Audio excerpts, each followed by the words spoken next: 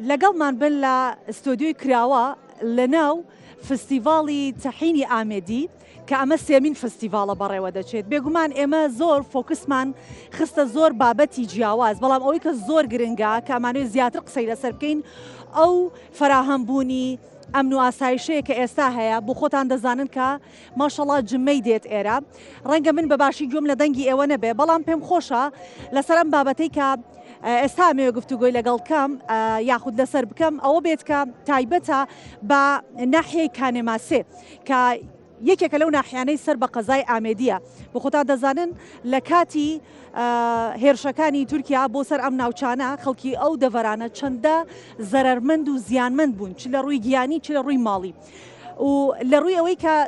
ئەو ناوچەیەکی چیاییە و زەویەکی زۆر بەپیتی هەیە بۆ کشت و کاڵی و پرۆژەکانی حکوومەتیش هەر بەردەوام بوون لە ناو ئەو بارودۆخە. جا من لەگەڵ ساڵح حەمدی بەڕێوەبەری ناحیەی کانێماسێ گفتوگۆی زیاترەکەم بەخێراتن دەکەین، سپاس دەکەین زۆرمان ڕاگرتی. بەڵامی تر دەمانەوێت لێرەوە لە ئەم فستیڤاڵەوە تەواوی هاوڵاتیان و هاونیشتیمانیانی هەرێمی کوردستان ئاگادار بکەینەوە کە خەڵکی ئەم دەبەرە بە چیا تێپەڕین، چونکە ئەمن و ئاسایش نەمابوو بە تایبەتی لە ناحیەی کانێماسێ. باسی ئەو دۆخەم بۆ بکە پێشتر چۆن بووە، ئێستا لە دوای پرۆسەی ئاشتیەوە ئێستا دۆخەکە چۆنە؟ زۆر سوپاس بۆ ئێوە، سڵاو بوو بینەرۆنی ئێوەش. هەرێ وڵات تاخیرمان کردین بەڵام باشە کێشانی هاتەوە هەر بۆ خزمەتە. بەڵێ سنووری ناحیەکانی ماسەیش هەر وەکو ناحیەکانی تری سەرسنووری هەرێمی کوردستان تووشی کێشەی ئەم ئالۆزیای بینی چەکدارانی پەکەکە و لەشکری تورکیا بوون. ئێمەش سنوورێکی بەفرەوانمان هەیە، زیاتر لە هەفتێ و هەشت گوندن. ئەم هەفتێ و هەشت گوندەژی زۆر زەرەرمەند بوون. پشتی پرۆسا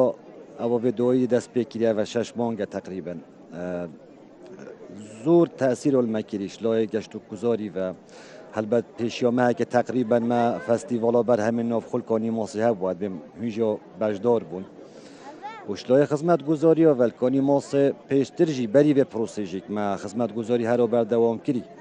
هەر جێ خەلکێمە کوێ مەگوه دایە شەڕ و تەقوتیقێمە هەر خزمەت گوزاریت بەردەوام کردی. بەلێ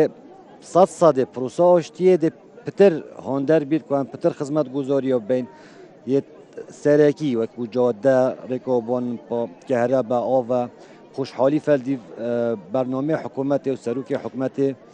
ئەفساڵەمە پرۆژە بوو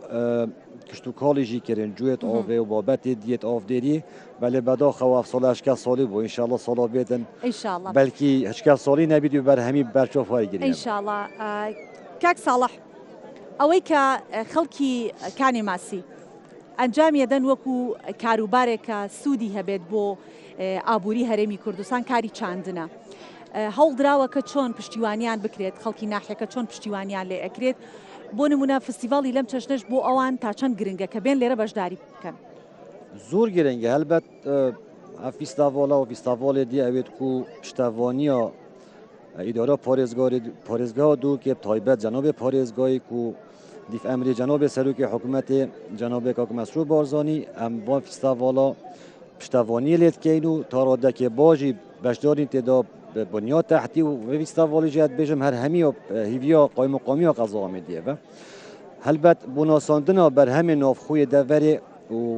بۆ پشتەوانی کە ناژوت یارە و بۆ پشول ئێخستنا خەلکێ دەڤەژی ڕاستی زۆر کاریگەری هەی نەبەس کاریگەریە و فایدەکی بەرهەمێ ناوخۆ بکات بەلکو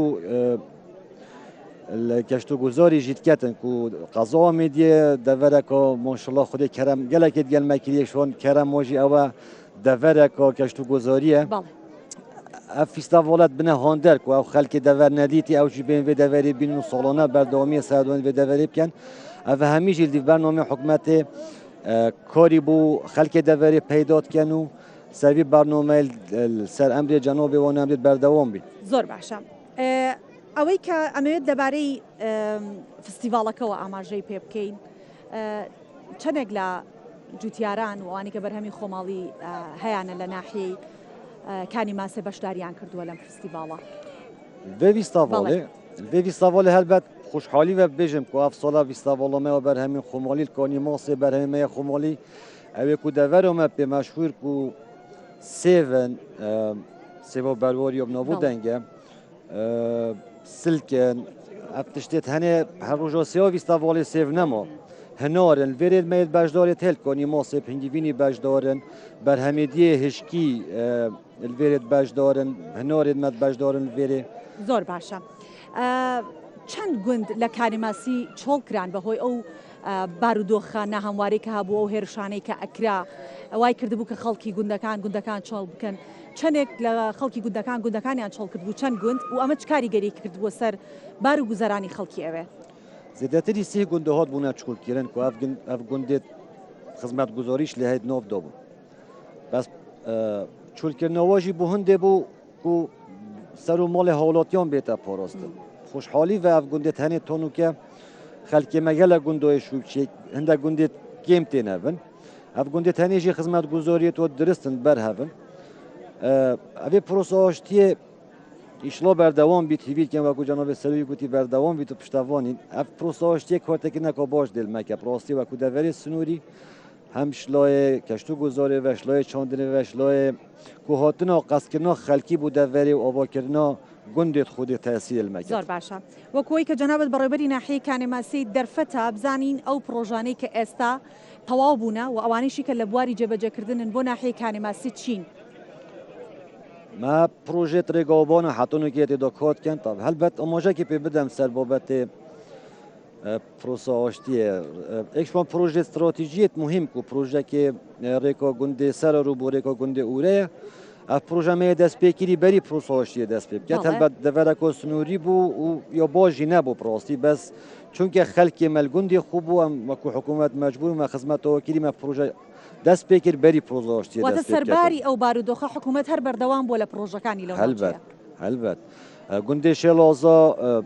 مقابنی و ئەوژی کەف بوو بەروێ شۆڵاوێ بەس پێشترمە پرۆژێکی هەرێبی بوو بر وەختی پرۆژێکی هەرێمە بری وەزع زۆری ئاڵوز بوو 2021 پرۆژێ وایە کە هەرێبێ مە دەست پێکرد بەس چونکە خەلکی مێلوێرە خەم خەلکی خونە هەلینەوە بەڵێ نەمە سپاس دەکەین ساڵح حەمدی بەڕێوەبەری ناحیەی کانێماسێ میوانی کوردستان 24 بوویت سپاس بۆ ئێوە هەر ئاوادان بێت زۆر سپاس بۆ هەوا دەست خۆش بن مەمنون